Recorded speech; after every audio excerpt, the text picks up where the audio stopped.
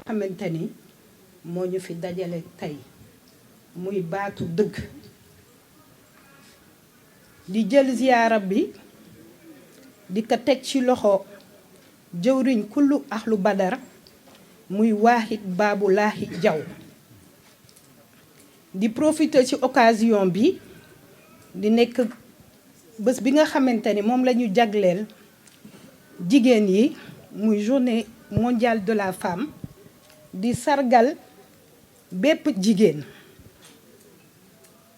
di sargal particulièrement jigéenu kullu soxna ko nekk ahlu badar di jël ziyaara bi ak sargal bi di ko teg ci loxo ki nga xamante ni moom moo njëkk ci oote sang Cheikh Moussa Diagne muy soxna yaa mbasa rijaal moom moo doon jigéen bu njëkk ci oote sang Cheikh Moussa Diagne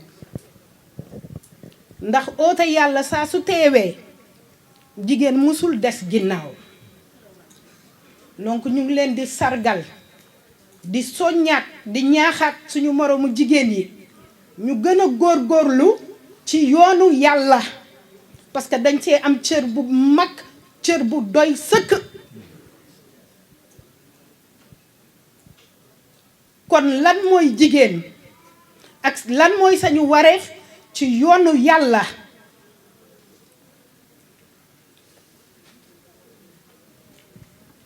bu ma nee jigéen nag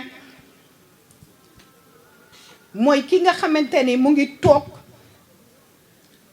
ci nangu ak ci muñ di leen dénk nangu ak muñ ndax yàlla buy joxe ngëneel ci jigéen la koy jaarale donc jigéen mooy lan mooy ji ki nga xamante ni moo yor ji bi gën donc képp ku toog nekk ci toolu yàlla bi liggéey fi ba mu mat di nga yor ji ba gën di soññaat suñu moroomu jigéen yi di leen wax ñu bàyyi xel tamit ci njaboot yi tey jii kër goo dem yaa ngi fa fekk Baay Faal plus particulièrement yàlla te képp ku ko yor sa kër yaa ngi koy def naqar naan man lan laa liggéeyal yàlla walla lan laa liggéeyal sa baay pour mun a jur Baay Faal yow nga doon jigéen di liggéey ci toolu yàlla bi ba yàlla jël ngëneel jox la ko loolu billaahi du chance mais mérite la ndax mérite moo la may nga am doomu Baay Faal mérite moo tax nga am doomu yàlla parce que di am doom di liggéeyal yàlla ba am doom joo xamante ni dafa bàyyi lépp faale yàlla loolu ndam la donc di leen ñaaxaat ngeen gën a toog ci dal ak muñ jaamu yàlla nag buñ ko waxee du jigéen rekk walla góor mais kan moo war a jaamu yàlla te kan mooy Baay Faal Baay Faal buñ koy wax dëgg la day yëkkati kalimatu laa ilaha illallah muy baatu dëgg mais Baay Faal mooy ki nga xamante ni dafa yëkkati baat bi ba pare dem uti ji secret ba ñu xamal ko mu fas ko kookoy Baay Faal kon nañu dem uti ji secret ba parce que mooy njëriñ tey jii jàmm neex na torop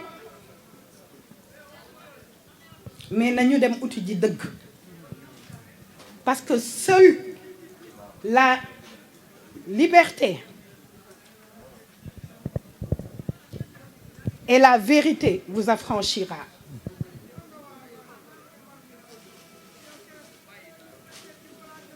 buñ nee jaamu yàlla nag buñ nee jigéen nañu bàyyi xel ci dara yàlla ba mu dajalee ruu yépp la dajale laaj leen kan mooy seen boroom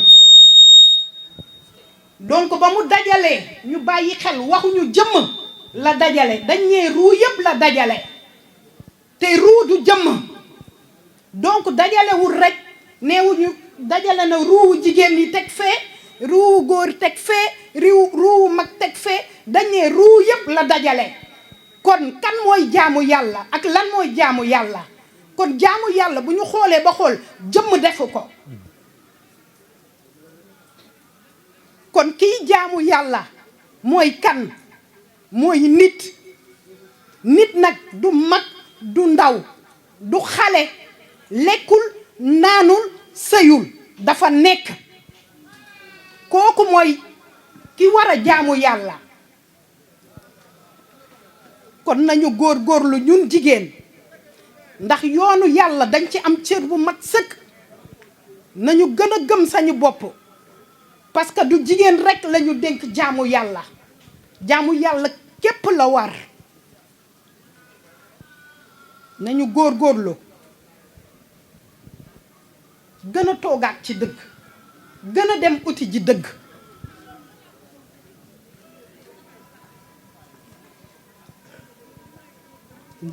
nañu góorgóorlu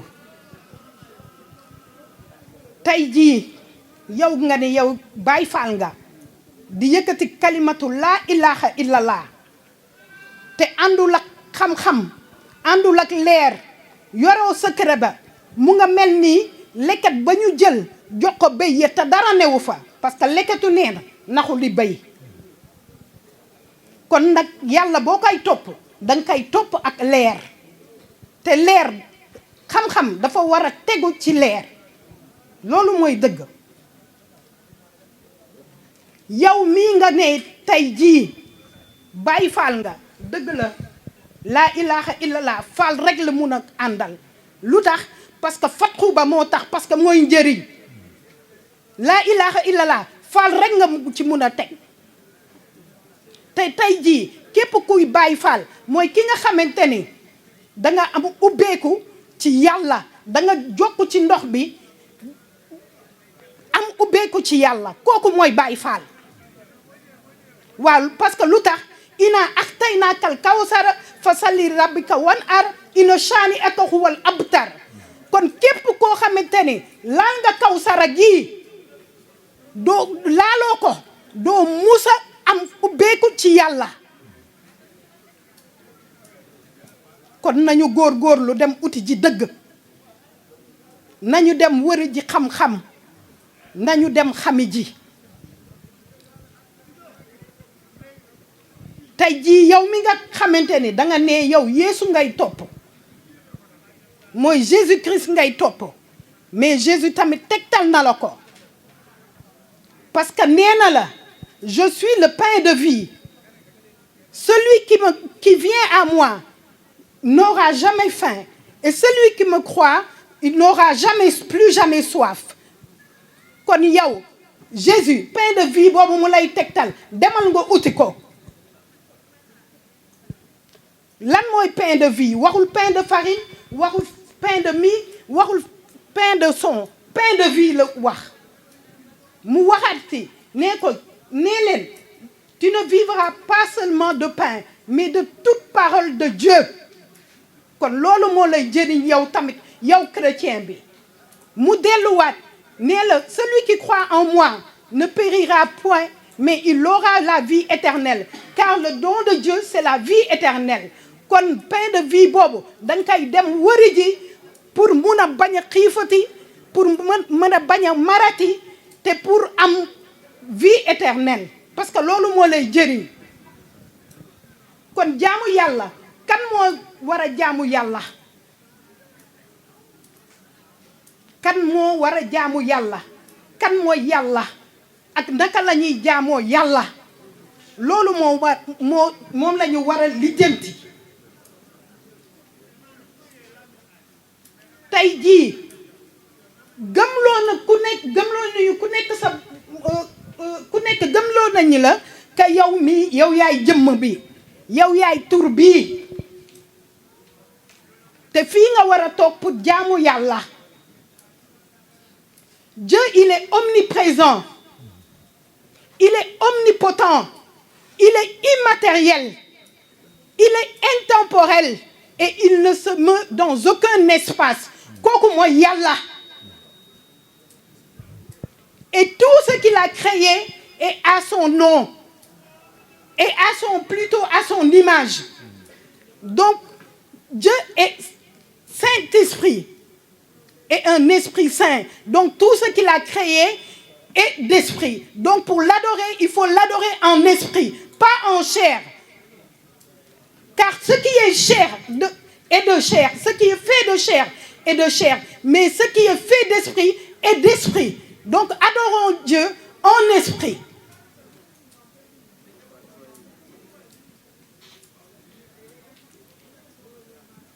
Léegi ko ci gis mu ngi accordé Yàlla temps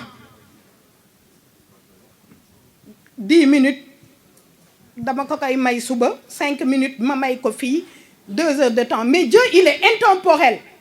Comme il nous a créés à son image, nous sommes intemporels aussi.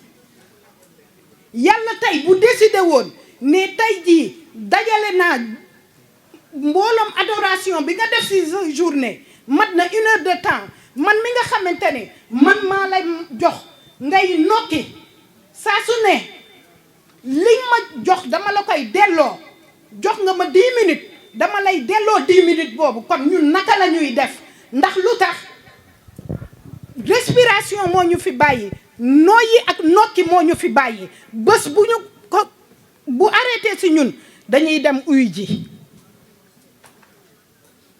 Donc lu tax ñun ñuy accorder temps Yàlla temps da nga koy accorder sa doom da nga koy accorder sa liggéey pour sa liggéey da nga koy accorder pour say loisir mais temps doo ko accorder Yàlla parce que Dieu il est intemporel.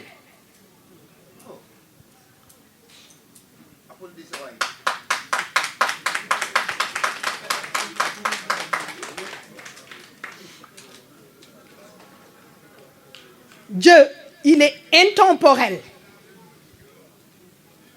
Donc, on ne peut pas l'adorer en un temps, mais il faut l'adorer perpétuellement, en permanence.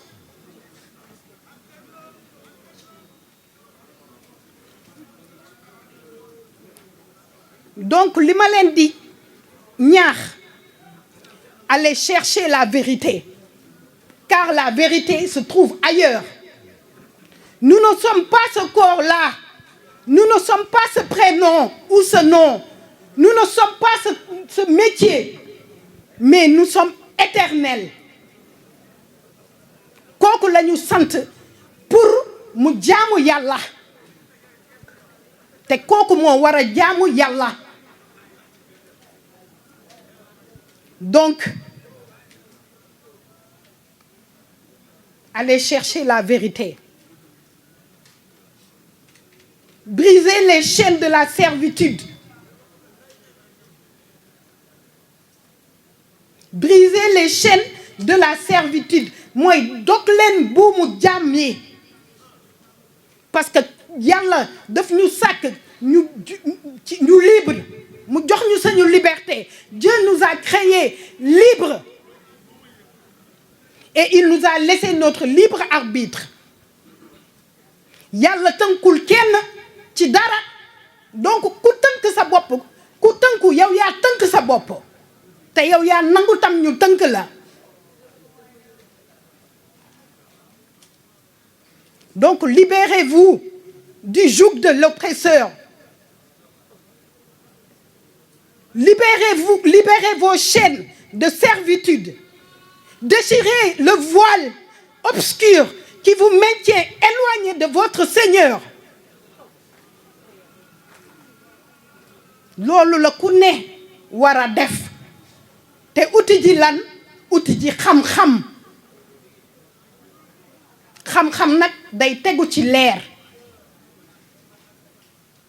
Yàlla boo koy topp danga koy topp ak leer. Parce que Yàlla lu leer la dëgg la. Donc di leen dénk leen. Chacun est né libre et à son libre arbitre. Et il vous a été donné un pouvoir créateur immense et illimité. Allez à la rencontre de votre pouvoir et reprenez votre pouvoir. Courez, cherchez l'herbe de la vie et de la connaissance. Cueillez-en les meilleurs fruits pour ensuite en extraire le nectar délicieux qui vous permettra de connaître vos seigneurs et de vous connaître. Nous ne sommes pas ce que nous pensons être. Nous ne sommes pas faits de chair.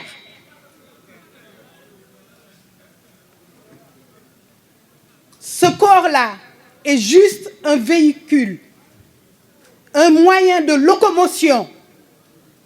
Mais comment faire pour démarrer un véhicule sans le moteur et le carburant?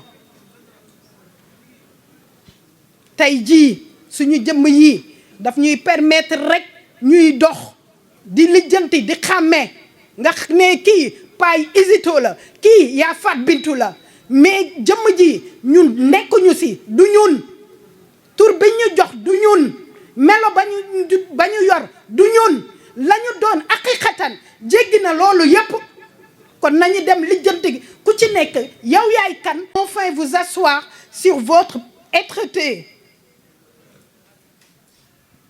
C'est ça qu'il faut essayer de faire pour pouvoir adorer Dieu. On ne peut pas adorer Dieu en étant chair et sang.